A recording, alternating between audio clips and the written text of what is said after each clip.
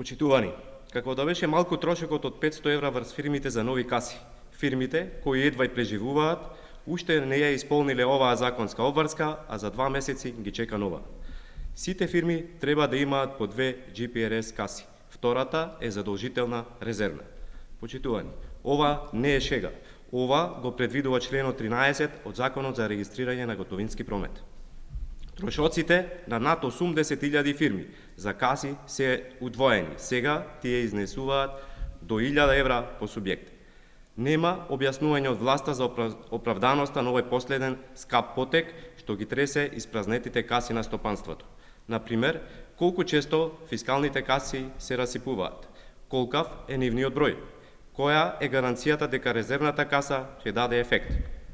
Одговори на овие прашања нема. Она што е јасно е дека овој GPRS бизнис во касите на неколку фирми што го добија тендерот за модернизација на фискализацијата во земјава нема да однесе до 40 милиони евра како што мислевме, туку тој износ ќе биде двојно поголем, ќе биде до 80 милиони евра. Колку е сериозна власта во ова што им го прави на фирмите, говори членот 21 од истиот закон.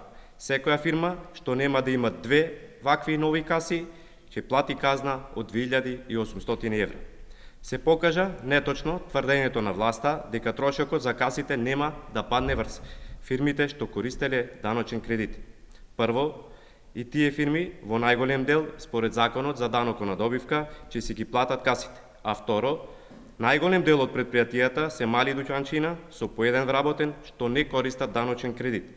Тие и сега едва преживуваат под ударите на казнената политика на власта. Сега треба да го издржат и фискалниот удар. СДСМ бара новите GPRS каси да бидат бесплатни, посебно за малите фирми. Бараме власта веднаш да престане со пресијата врз фирмите што води кон клучеви на вратите.